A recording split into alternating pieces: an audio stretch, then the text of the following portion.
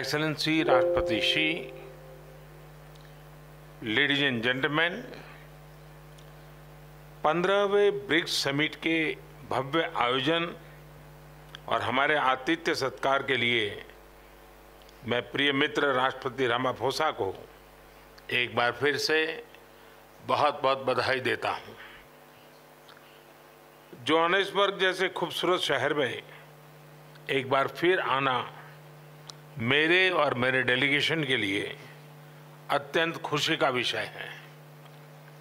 इस शहर का भारत के लोगों और भारत के इतिहास से पुराना गहरा संबंध है। यहाँ से कुछ दूर ही टॉल्स्टॉय फार्म है, जिसका निर्माण महात्मा गांधी ने 110 वर्ष पहले किया था। भारत, यूरेशिया और अफ्रीका के महान विचारों को जोड़कर महात्मा गांधी ने हमारी एकता और आपसी सौहार्द की मजबूत नींव रखी थी। एक्सेलेंसीज, पिछले लगभग 2 दशकों में ब्रिक्स ने एक बहुत ही लंबी और शानदार यात्रा तय की है। इस यात्रा में हमने अनेक उपलब्धियां हासिल की हैं। हमारा new development bank global south के देशों के विकास में महत्वपूर्ण भूमिका निभा रहा है। कंटीजेंसी रिजर्व अरेंजमेंट्स के माध्यम से हमने फाइनेंशियल सेफ्टी नेट का निर्माण किया है। BRICS satellite constellation, vaccine R&D centre, pharma उत्पादों को पारंपरिक मान्यता जैसी पहलों से हम ब्रिक्स देशों के आम नागरिकों के जीवन में सकारात्मक बदलाव ला रहे हैं। Youth summit, BRICS games, think tank council जैसे इनिशिएटिव से हम सभी देशों के बीच पीपल टू पीपल टाइज मजबूत कर रहे हैं।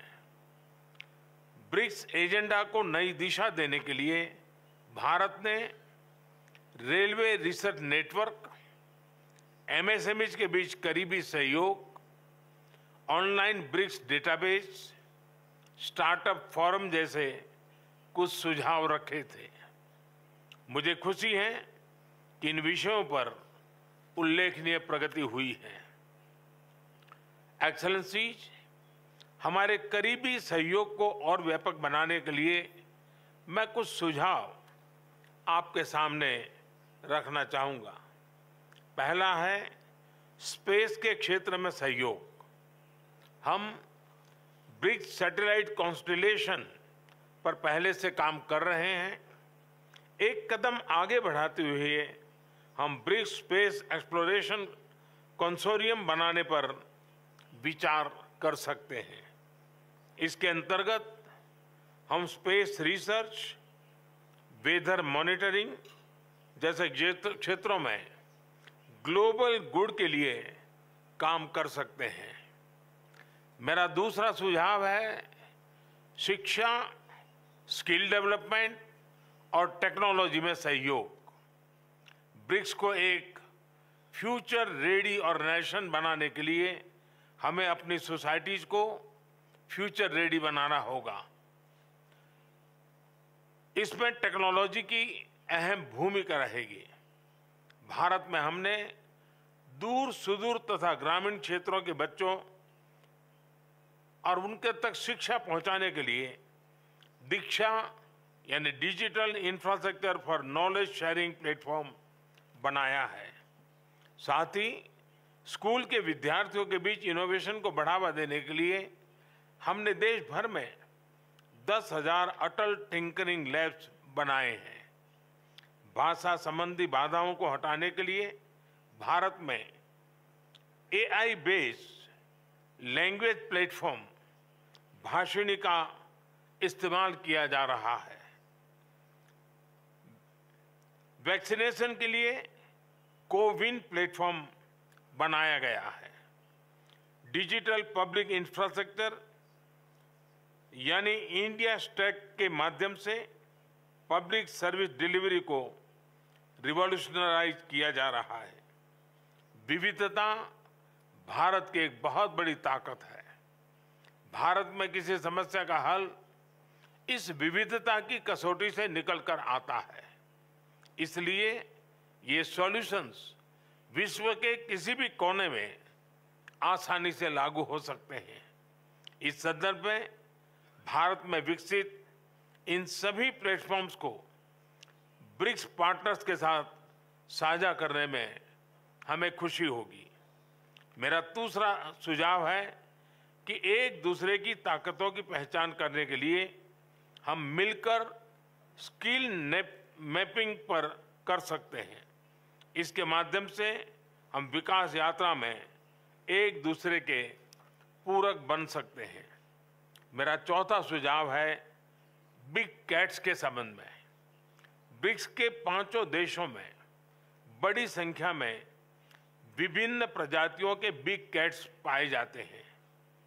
इंटरनेशनल बिग कैट अलायंस के अंतर्गत हम इनके संरक्षण के लिए साझा प्रयास कर सकते हैं। मेरा 5वां सुझाव है ट्रेडिशनल मेडिसिन को लेकर। हम सभी देशों में ट्रेडिशनल मेडिसिन का इकोसिस्टम है। क्या हम मिलकर ट्रेडिशनल मेडिसिन की रिपोजिटरी बना सकते हैं?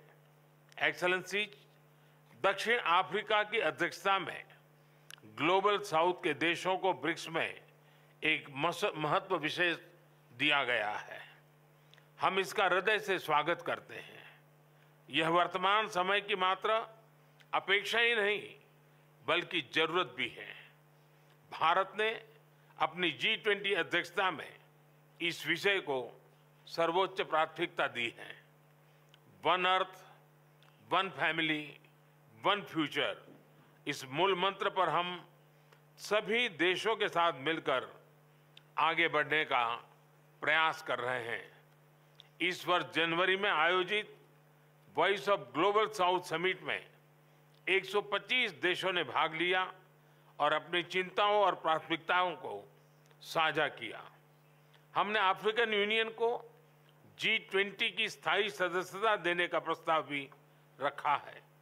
मुझे विश्वास है कि सभी ब्रिक्स पार्टनर्स G20 में भी साथ है और सभी हमारे प्रस्ताव का समर्थन करेंगे। इन सभी प्रयासों को ब्रिक्स में भी विशेष स्थान दिए जाने से ग्लोबल साउथ के देशों को उनका आत्मबल और बढ़ेगा। एक्सेलेंसी, भारत ब्रिक्स की सदस्यता में विस्तार का पूरा समर्थन करता है और इसमें कॉन्सेंसस के साथ आगे बढ़ने का स्वागत करता है। 2016 में भारत की अध्यक्षता के दौरान हमने ब्रिक्स को building responsive, inclusive and collective solution से परिभाषित किया था।